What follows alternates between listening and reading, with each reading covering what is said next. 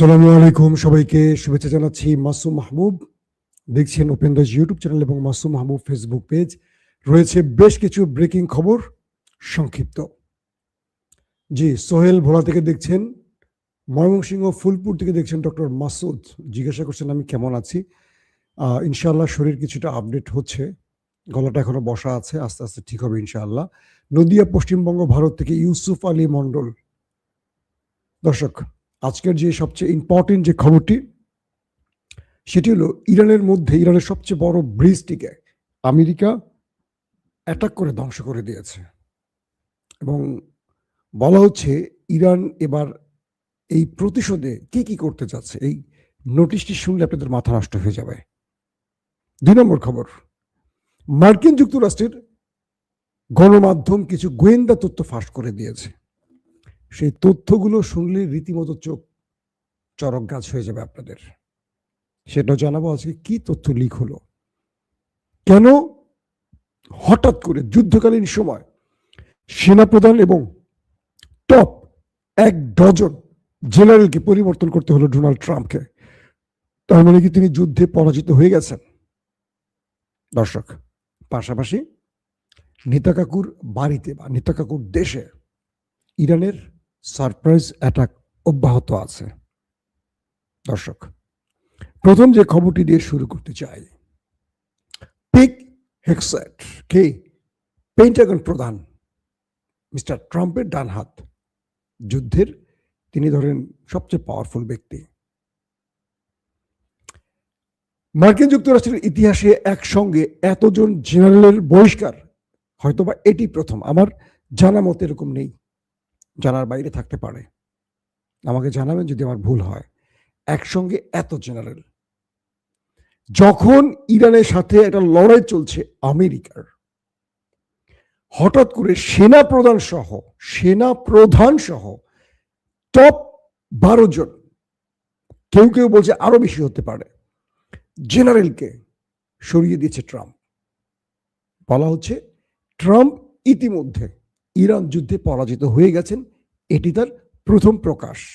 2, Trump ইরানের মধ্যে যা করতে চাইছেন এই মুহূর্তে বর্তমান সেনাপ্রধান এবং টপ জেনারেলরা সেটাতে রাজি না। কি রাজি না? ট্রাম্প বলছেন খার্ক আইল্যান্ড সহ ইরানের পারমাণবিক প্রজেক্টগুলোতে, প্ল্যানগুলোতে তারা স্থল অভিযান চালাবেন। সেনাবাহিনী বলছে এখান থেকে আমাদের সেনারা ফিরে আসতে পারবে না। কিন্তু ট্রাম্প বলছেন আমার ইজ্জত বাঁচাতে হলে এটা করতে হবে। সেনাবাহিনী বলছে একজন ব্যক্তির ইজ্জতের চেয়ে আমেরিকার ইজ্জত বড়। ক্লিয়ার?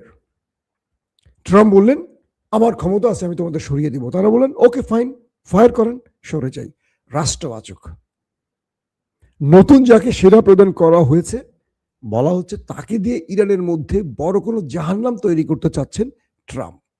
কিন্তু এ পর্যন্ত যতটুকু তথ্য পাওয়া গেছে, জাহান্নাম উল্টো দিকে মুভ করেছে, ইরানের দিকে না, শত্রুর দিকে মুভ করেছে।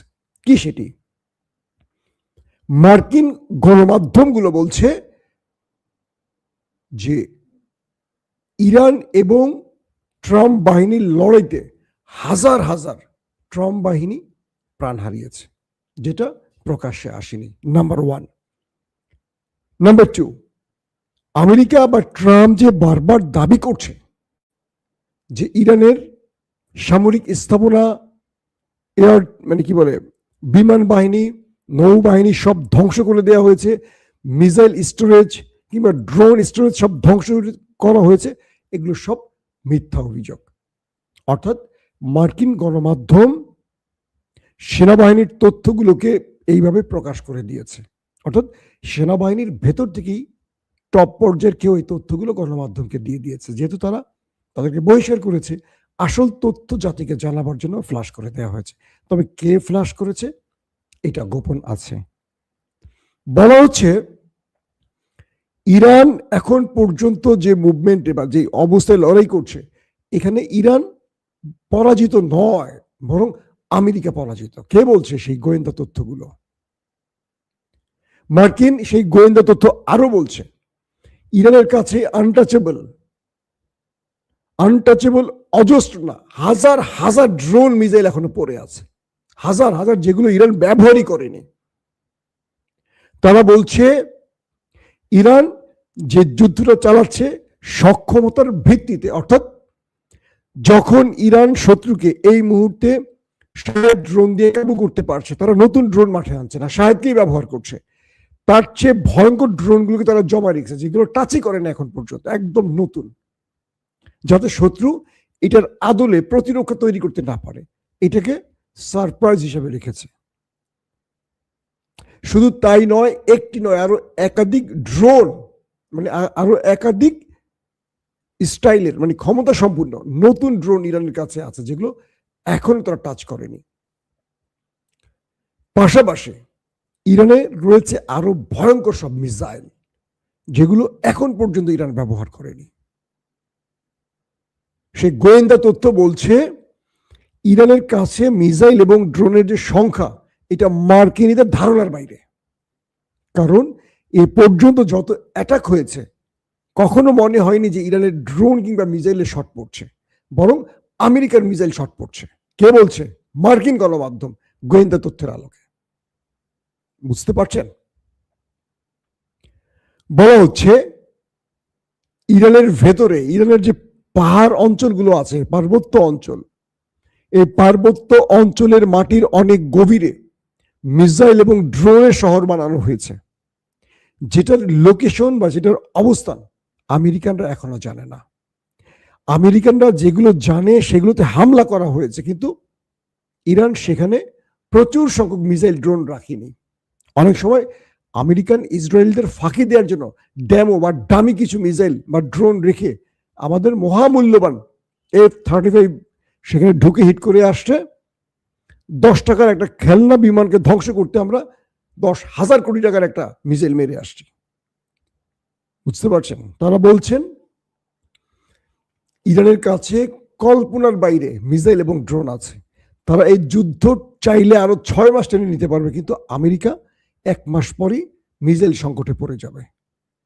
যে কারণে এই জেনারেলরা আলোচনা চাইছিল, যুদ্ধ করতে চাইছিল না, কারণ তারা 2 দিনের একটা জার্নিতে এসেছিল। ইসরায়েলের প্রধানমন্ত্রী নেতানিয়াহু বলেছিলেন ট্রাম্পকে, এটা 2 দিনের জার্নি, অর্থাৎ 2 দিনের মধ্যে ইরানের সুপ্রিম কমান্ডার, টপ জেনারেলদের আমরা মেরে দিব, রেজিম চেঞ্জ ঘটে যাবে, আমরা পুতুল সরকার বসিয়ে দেব, শেষ খেলা, জনগণ মানে সরকার বিরোধীরা মাঠে নেমে যাবে, পুরো ইরান আমাদের কন্ট্রোলে আসবে। কিন্তু ঘটেছে তার পুরো উল্টোটা। খামেনির মৃত্যুর পর যিনি দায়িত্ব নিয়েছেন, তার ছেলে বাবার চেয়ে বেশি অ্যাগ্রেসিভ। আইআরজিসি চিফ মারা গেছেন, তার জায়গায় যিনি বসছেন তিনি আরো অ্যাগ্রেসিভ। অর্থাৎ যেখানে যেখানে স্থলাভিষিক্ত যারা হয়েছেন, পূর্বের চেয়েও তারা আরো বেশি কট্টরপন্থী, মার্কিন বিরোধী। এটা আমেরিকার জন্য কাল হয়ে গেছে। যে খামেনি থাকলে এতদিন যুদ্ধবিরতি হয়ে যেত, সেই খামেনিকে মেরে ট্রাম্প কি ভুল করছে এখন বুঝতে পারছেন, কিন্তু কাজটা তো করেছে ইসরায়েল। এখন অবস্থাটা কি তৈরি হয়েছে? স্বয়ং আমেরিকার মধ্যে, সেনাবাহিনীর মধ্যে ভয়ঙ্কর ক্ষোভ তৈরি হয়ে গেছে। কারণ তাদের শীর্ষ 12 জন জেনারেল এবং যাদেরকে পদোন্নতি দেওয়া হবে, যে তালিকাটি তৈরি করা হয়েছিল এই সেনা প্রধান বা জেনারেলদের মাধ্যমে, এদের সবার তাদের যে প্রমোশন সেগুলো আটকে দেওয়া হয়েছে। বলা হচ্ছে সেনাবাহিনী এবং ট্রাম্পের মধ্যে যিনি উপদেষ্টা হিসেবে, অ্যাডভাইজার হিসেবে কাজ করেন, তাকেও সরিয়ে দেওয়া হতে পারে। অ্যাটর্নি জেনারেলকে সরিয়ে দেওয়া হয়েছে, এফবিআই প্রধানকে কি প্যাটেল জানি, তাকেও সরিয়ে দেওয়ার কাজ শুরু হয়ে গেছে। ট্রাম্প কি শুরু করতে চাচ্ছেন? মানে ইসরায়েলের জন্য পুরো আমেরিকার বিরুদ্ধে একা লড়াই শুরু করে দিলেন ট্রাম্প, ইসরায়েলকে খুশি করতে। তার মানে আমেরিকার প্রেসিডেন্টরা কখনো আমেরিকান হয় না, নাকি ওই দেশটিরই মদতপুষ্ট হয়? যেমন আমাদের দেশের প্রধানমন্ত্রীরা সবসময় ভারতের, আর বলা যাবে না, চাকরি থাকবে না। এখন কি বলবেন? ইরানের ভেতরে যে পাহাড়ি অঞ্চল, কারণ আমেরিকা ইসরায়েল যে টার্গেটগুলোতে হিট করে, তারা স্যাটেলাইটে যে তথ্য পায় এবং যেই জিপিএস লোকেশনগুলো পায় সেখানে করে। কিন্তু ইরান মাটির নিচে যে শহর বা একটা নতুন ইরান বানিয়ে রেখেছে, এটা কত কিলোমিটার জুড়ে, কত বিশাল টানেল, কত রকেট মিসাইল আছে এটা আমেরিকানদের কাছে তথ্য নাই। তারা বলছে যে ট্রাম্প বারবার বলছেন এগুলো মিথ্যা কথা। ইরানের কোনো মিসাইল শেষ হয়নি, তারা আরো 6 মাস যুদ্ধ টানা চালিয়ে যেতে পারবেন। এদিকে তাদের অস্ত্র আবার তৈরি হচ্ছে, যেগুলো শেষ হচ্ছে সেগুলো তৈরি হয়ে যাচ্ছে, কিন্তু আমেরিকা সেটা পারছে না। আমেরিকা 1 বছর পারবে টেনে থাকতে। দর্শক, দ্বিতীয় যে গুরুত্বপূর্ণ খবর সেটি হলো যে ইরানের পক্ষ থেকে বলা হয়েছে যে আমাদের উপর আপনারা যত বড়ই হামলা করেন সেই হামলাটা আমরা আপনাদের প্রতি উত্তর দেব, যা করবেন তার প্রতি উত্তর সেম দেব। ইরানের সবচেয়ে বৃহৎ যে ব্রিজটি, সেই ব্রিজটিতে বোমা হামলা করেছে ড্রাম বাহিনী এবং সেখানে অনেক হতাহত হয়েছে। এই ব্রিজটি নির্মাণাধীন ছিল। বলা হচ্ছিল যে ইরানিদের একটি স্বপ্ন ছিল, ড্রিম ছিল, ধরেন আমাদের পদ্মা সেতু একটা স্বপ্ন, আমেরিকা এসে বা ভারত এসে ভেঙে দিল, এরকম একটা ব্যাপার তৈরি হয়েছে আর কি।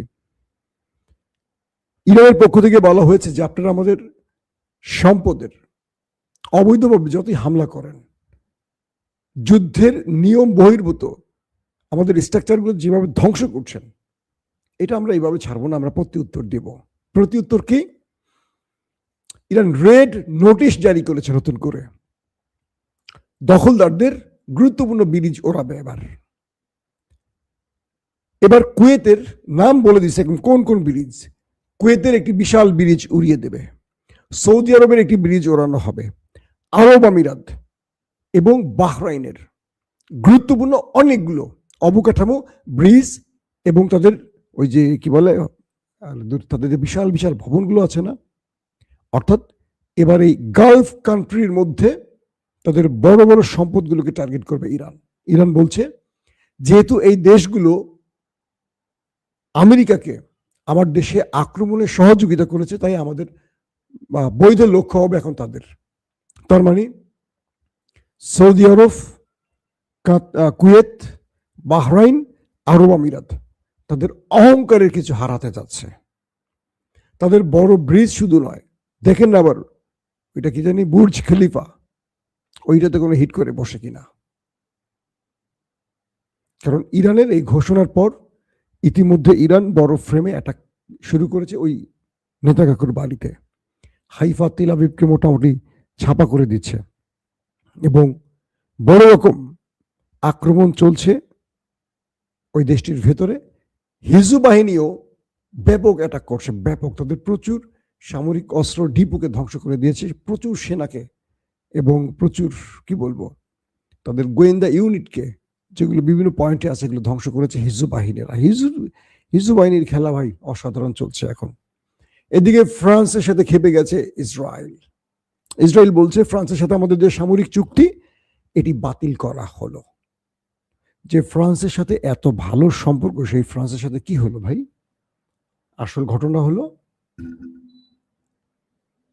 যে ফ্রান্স গত কদিন ধরে খুবই স্পষ্ট বার্তা দিচ্ছে আমেরিকা এবং ইসরায়েলকে। তারা বলছে ফ্রান্স তার ভূমি এবং আকাশ ইরানে আক্রমণে আমেরিকা এবং ইসরায়েলকে ব্যবহার হতে দেবে না, এবং আমেরিকাকে ফ্রান্সে ঢুকতে দেওয়া হয়নি। পাশাপাশি এই ফ্রান্স কিন্তু ফিলিস্তিনকে স্বাধীন রাষ্ট্রের ঘোষণা দিয়েছে, আপনারা জানেন, এই ইমানুয়েল ম্যাক্রনের দেশ। এবার তারা ন্যাটো বা ইউরোপীয় ইউনিয়ন ট্রাম্পের ডাকে সাড়া দেয়নি, উল্টো তারা ইরানের পক্ষে দাঁড়িয়েছে। এক প্রকার ইসরায়েলের বিরুদ্ধে মানে তো ইরানের পক্ষে দাঁড়িয়েছে। তাই ইসরায়েল বলেছে তারা ফ্রান্সের সাথে তাদের সকল চুক্তি বাতিল করছে।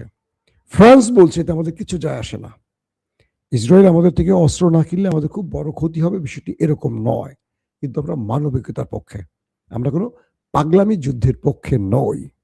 দর্শক, আজকের মতো শেষ করি। শরীরটা বেশি ভালো না, তারপরও একটু বেশি বেশি দোয়া করেন। আর রাত 11টা থেকে 12টার মধ্যে আরেকবার চেষ্টা করবো হাজির হতে, যদি সব ঠিক থাকে। সেই পর্যন্ত আপনাদের কাছ থেকে বিদায় নিতে চাই। আল্লাহ হাফিজ।